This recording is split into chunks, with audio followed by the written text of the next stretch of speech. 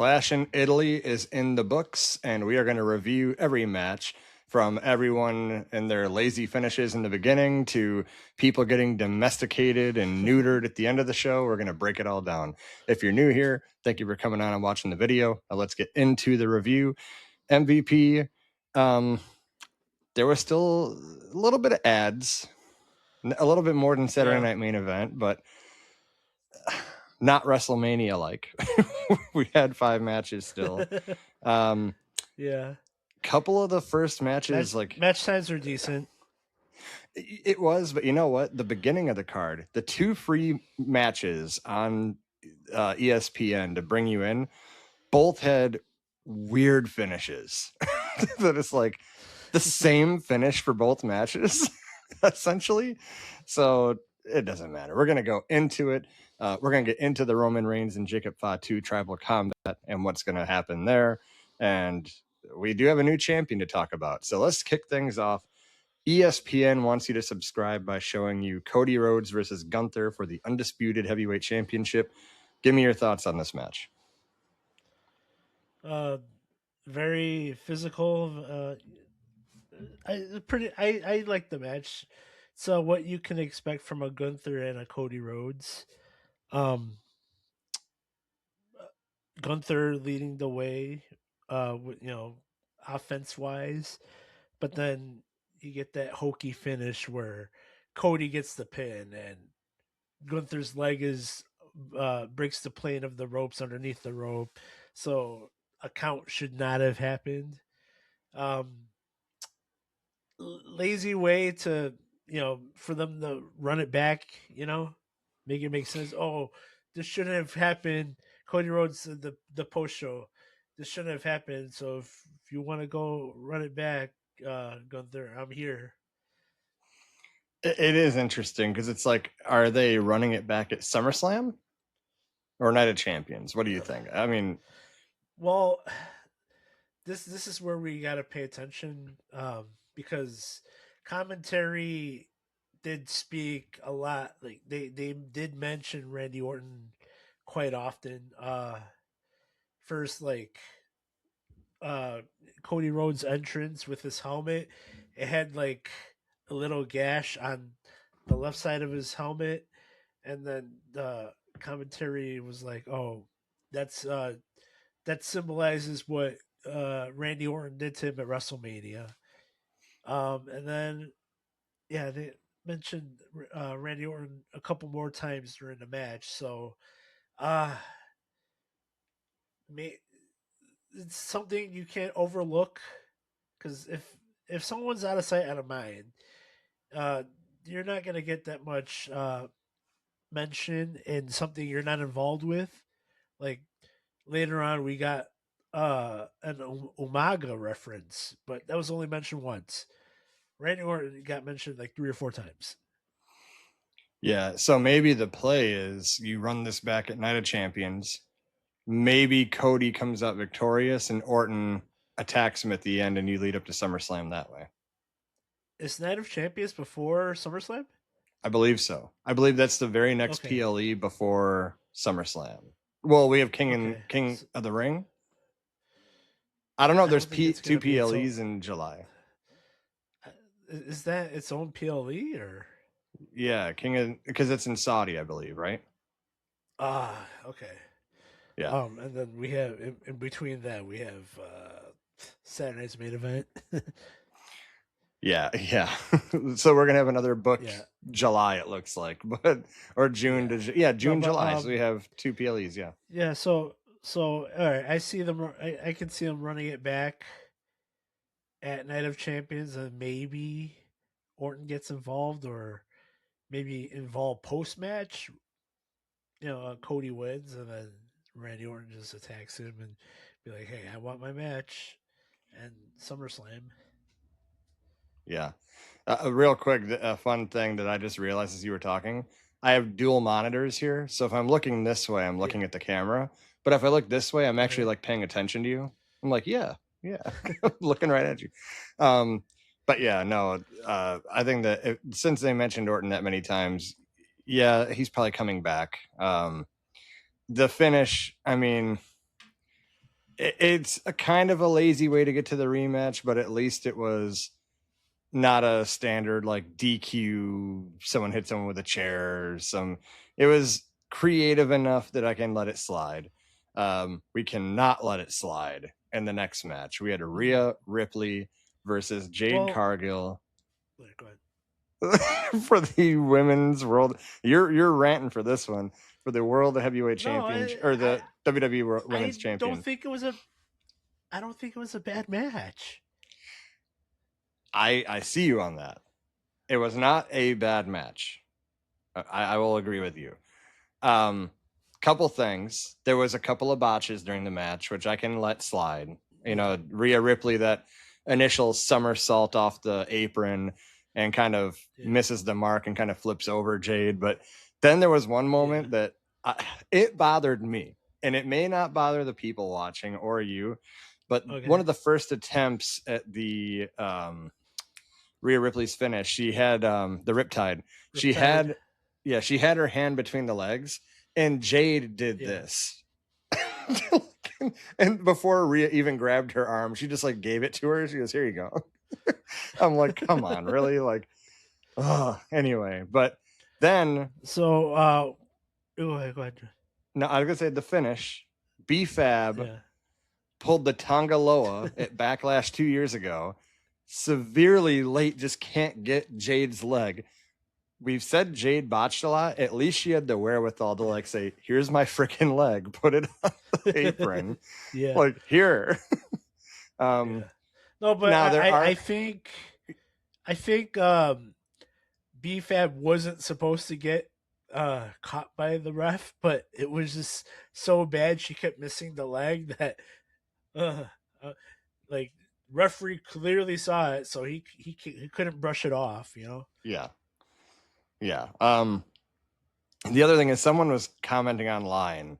I saw a few comments that are like, "Oh, you know, you guys got to understand that BFAB was supposed to be caught by the referee, so the timing didn't matter." And I'm like, even if that is supposed to happen, you can't be late. Like the ref had to stop the count before her leg even got onto the rope.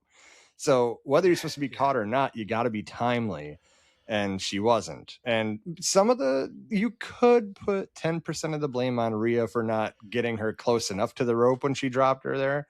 She could have dropped her a little closer, but either way, I mean, Jade could have spread out more, but either way, B-Fab should have been a little bit more timely of like, if I can't wait to the 2 count to go reach for her foot, you know, like that was crazy. But we do have the involvement of Charlotte, which me and you did call. This is probably going to a triple threat here at SummerSlam or before that. We're probably going to have a match with like Rhea and Charlotte or Jade and Charlotte before we get to that triple threat at SummerSlam. But her involvement was kind of nice, you know, kind of it creates a storyline of like, you know, if she says she wants a title shot and Rhea says, "Why should I give you one?" You wouldn't even be champion if I didn't put your foot on that rope. So there's that. So I'll let you. Yeah, I helped you. So I will let you take over here. One thing that I recognize that you'll see when the edits of me streaming it go off. Jade Cargill's ring attire just kept spilling out onto the mat, on like the chains and on like the rings and stuff. And I'm like, man, these ladies have to land on that stuff. It can't be nice. It's like the game Sonic, like all her rings just kept coming out of her every time she got hit. What do you think of the involvement with Charlotte? Was it warranted here? Is good to get her in there? Yeah, for sure. Yeah, especially since they took out Bliss. Yeah, I like how it was like turnabout's fair play. You put Jade's leg on the rope. Now I'm putting Rhea's on the rope. Nothing you could do about it. And then, like you said, it's gonna set up something where Jade is probably gonna go after Charlotte. Yeah. And then it's gonna force Rhea to try go and make a save. It's gonna end up being a triple threat. I can see it going that way. Clear It's as day. just yeah. But then what is gonna happen with Bliss? Does she chopped liver? Yeah, that is the unfortunate thing is Bliss. Out of all these women, deserves her flowers, and she deserves another title run. She puts in the for work, sure. but And she's actually like stayed healthy for the most part during this run. yeah, she has. You could credit that to her not taking many bumps when she took the Jaded. It was just on forearms, but whatever. You're safe. Who cares? Another thing. When Rhea got flipped to the outside, and then she still maintained the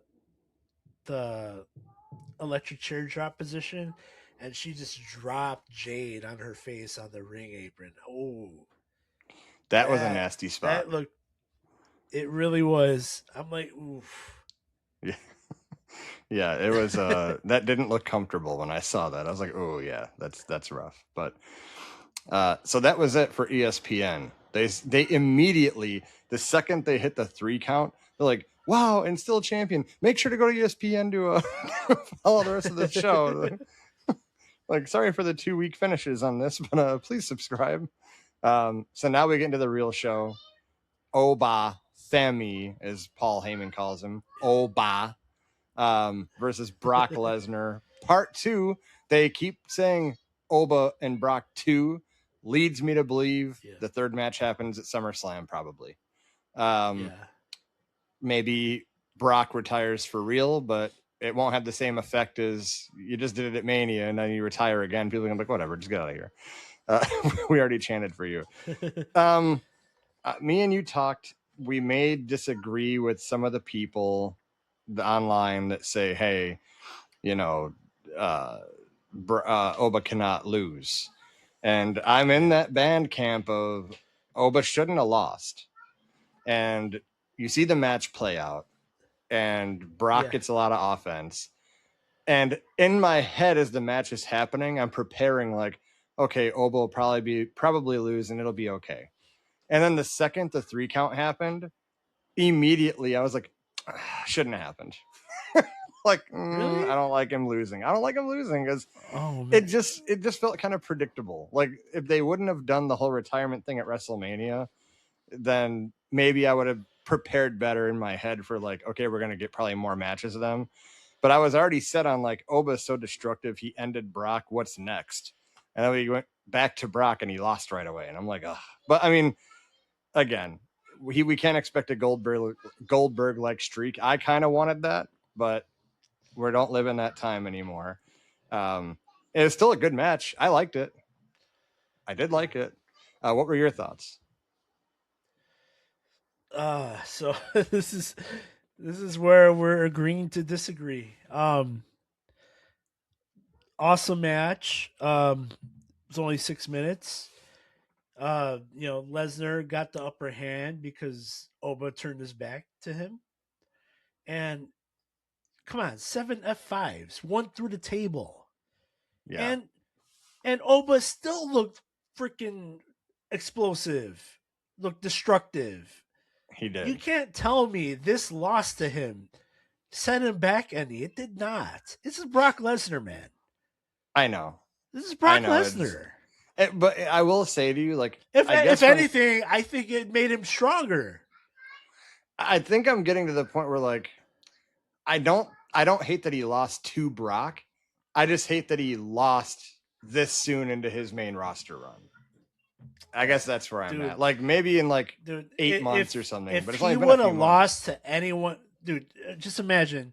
Say, all right, so spoiler alert: he has a first round match in the King of the Ring tournament against Braun Breaker. Say he lost to Braun Breaker. Would you have liked that? I would not have liked that. I would not have liked that. Exactly. Exactly. and we think the world of Braun Breaker. But this is Brock Lesnar, man.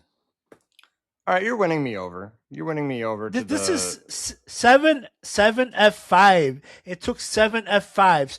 One of them through the table to put him down. And he still had me on my heels thinking, oh, shoot, maybe Oba's going to win this. You know who really impressed me was Brock Lesnar when he went up for the fall from grace, jumped that high over Oba. I'm like, landed on his feet perfectly and turned right around to a move, like didn't stumble or anything. I'm like, dang, he's one of the, when you see Brock at his age, you're like, dude, this is one of the most athletic people I've ever seen in my entire life. Like he's over 50, right? He's about 50. No, but He's here's running the thing, the ropes that fast. No, but here's the thing. He's not losing. He has not lost a step. If he lost a step and he's winning, he's going over on Oba, I'd have an issue with that. But he's still Brock prime condition Brock Lesnar. He's still a freaking conqueror. Yeah. And this does nothing to Oba. It just builds up more for that third where he's going to win. Yeah. Yeah, and I guess where I'm at right now is I don't think I'll have a big problem with it with the follow-up. Like what is Oba going to be doing between now and SummerSlam? I'm assuming they saved the third one because it's in Brock's hometown at SummerSlam. Yeah, so what does he do if he's in King of the Ring? Well, then he can't win that because why not? he's going to be facing Brock. Is Brock going to be champion by then? Because this is supposed to be for a title shot at SummerSlam. That's how they did it last year. It's not really. It was set up that way last year, but they haven't said at SummerSlam this year. All they've said is a future title shot. I'm assuming it'd be SummerSlam because even Stephanie Vaquer, she won last year and her shot was at SummerSlam, but she didn't have that match till like a month later with Naomi going out with the pregnancy. So I don't know if it's SummerSlam or not, but if it is for SummerSlam, then Oba couldn't win because we assume he's facing Brock and not having a title match. But we'll cross that bridge later because I kind of liked that they didn't show a bracket, but now they're saying the bracket was going to be released on the post show today. They did show the bracket. I was like, God, I hate that. Number 1 and number 2 are Oba Femi and Braun Breaker facing each other. Yeah. So there's going to be clearly shenanigans in that match. Seth Rollins probably gets involved or something. Maybe Oba goes deep in the bracket and then Brock attacks him. I don't know. I don't know the answers, but it was a good match. I mean, you can't expect a crazy 20-minute match from these two powerhouses, but they did a lot in the 6 minutes. Yeah, they did a lot in the 6 minutes for sure. So, all right, we move on to Becky Lynch versus Sol Ruka, and I thought it was a very good match, and it's really not just me saying it. It's other people saying it. Sports Illustrated says it. MVP says it. Bleacher Report. The Bleacher Report. Jarvis and MVP say it. Everybody. Very good match, but have you noticed that Sol, anytime she goes for a big move now, she takes a deep breath? She don't want to mess up anymore. I took a deep breath too. I'm like, yeah. And then she actually messed up. She actually did mess it up one time, but it was on purpose. Yeah, because she fell into the armbar, right? Yes, exactly. Yeah. But she did hit a very nice soul snatcher at the end. Hit it how you should. I think it was a very, very safe soul snatcher. Yeah. She held herself up onto that rope and did it. Yeah, she's like, I'm not me again, not a third time. She did win the Intercontinental Championship. And Becky Lynch going for a soul snatcher. Yeah. I'm like, what are you doing? You don't flip. Yeah, you're not a flipper. You barely get any height when you jump off the top rope for that leg drop. You're not a flipper. All of a sudden she thinks she's Sol Ruka out there, but Sol did win the championship, which is the right move. I think that'll give her a little bit more confidence too, maybe that WWE trusts her to put the title on her so she can get back to her. She had no issue till she got to the main roster when it comes to these moves. But I think it's a good logical step. Becky and Jessica Carr, they still have not pulled that trigger, but it's coming. No, it's coming. I hope so. Well, all right. So King of the Ring tournament, number 1 and number 2 are Liv Morgan and Becky Lynch. Ooh, that's an interesting matchup. And Why is Liv Morgan in I that? was gonna, I was gonna get to that. I didn't watch the post show because I've been running in and out with my family, so I don't know the bracket. You do. This is for a championship match. Yeah. Oh. So why is Liv Morgan in it? Oh, make it make sense. Okay, you got to look at that real quick. Is it for a championship match? Because I know they said it on Raw.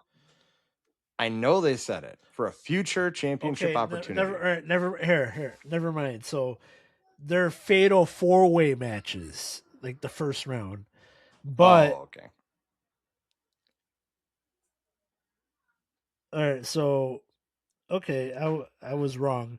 But the brackets with them being set, it's gonna end up being, unless there's shenanigans going, Femi and Braun Breaker. They're on opposite brackets. Uh-huh. But if they win their fatal 4-ways, they're gonna face each other. But it is Liv Morgan, Becky Lynch, Alexa Bliss, and Chelsea Green in one bracket.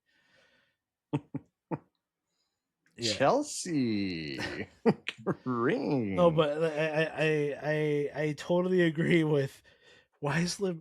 The whole time I'm like, why is she in this? She's a fucking champion. It's because they've done nothing with her since Mania, so they forgot she's the champion. They don't even know who their champions are anymore. That's why. But overall, this was a good match, though. Becky and Sol Ruka. Very good match. Yeah. They're probably going to try to run it back because, well, I mean, WWE has they've forgotten about rematch clauses. Maybe they don't do a rematch, but it is what it is. So it was a good match. But we move on to Tribal Combat. Yeah. The OTC Roman Reigns versus Jacob Fatu. I want you to go first. Tell me your thoughts on this. Very, very physical match. Very physical. I like how, Roman Reigns took out that toolbox to take out Jacob Fatu's right hand, so minimize impact of the tongue and death grip. The whole time I'm like, the one that goes through that table is gonna lose. Yeah. And then we got Jacob getting speared through the table. When Roman put Jacob through the barricade, they took out 2 security guards. I don't know if they were plants or not, but I'm like, whoa. When you saw both of them, one on each end. Yeah. Right? No, but the one on the left was clearly in pain. Yeah. No, right, but I'm guessing they were plants because right next to the section that got trampled over was another security guard just sitting on his chair like nothing's happening. Yeah. All part of the show, folks. Yeah. My issue is, what's Roman gonna do now? I don't know. He's not scheduled until what, the 29th of June? Not till the 29th of June. So I don't know if this is going to be a story of the Usos. My daughter's here. Can you acknowledge a tribal chief? Can you put your finger up? You don't have to. There you go. Yes. So, yes. So guest appearance on the podcast, folks. My daughter. This is what we get when WWE does these early afternoon, Sunday afternoon PLEs. We got to do it while the family's awake. But anyway, so I don't know if it's going to be the Usos just kind of telling Jacob what to do until June 29th. But I mean, at the end of the match, you clearly see Jey Uso like, get over here, get down here right now, Come on. Yeah. So obviously we're going to be having that little shenanigans. It's an interesting end to the match because the way it ends, you anticipate Roman will be there every week. Right? Yeah. But he's not going to be. So it's like, no, I don't know. So overall, at the go end, ahead. At the end, you see the MFTs. That was a nice touch because it kind of felt like, it's tribal combat. This impacts us, So it's like, okay, we're there to just show that we're seeing what's happening, right? And then Roman's like, they're next. Yeah, they're Roman is such a and then crazy. I don't know if you caught right before it went off the air, but Roman was like, "Fuck a QB1. This is what it's about." Yep. So, all right, and I thought it was a good hard hitting match as well. I did think so. Yeah. It just felt kind of routine. I really expected Jacob to win this. Yeah, I really did. I did too. I'm like the way they were working. I'm like, Jacob should win this, but Roman's giving him the business. Yeah, he did. Like, I think they kind of hurt Jacob in this a little bit because Roman put the beating on him most of the match and then beat him clean. No. And this is the nice thing to notice too. 3 matches with Roman since Mania and no interference from the Usos. He's won them all clean. So LA Knight can shove two of them were involvement with the exposed turnbuckle. That's true. But what are you gonna do if it's exposed? We use it. and Jacob did look every much bit of a neutered werewolf. Yeah, and I don't know what the booking was there. They should have at least had Jacob. I mean, the reasoning was there. Just demolish Roman. It's no disqualification. Have him like he said, tribal combat. He lost so fast, not fast, but I mean, just out of nowhere. That's like, okay, so what do we do now with him? So, I clearly have to go. So overall, what do you give the event? I did not hate it at all. I give it a B. I would agree. I would give it a B, mostly because of the first 2 matches. Yeah. Well, B plus. Yeah, the first 2 matches, the ending kind of hurt it. Yeah, but I mean, other than the ending, those matches were pretty solid. There was this was a solid working PLE. Yeah, I thought so too.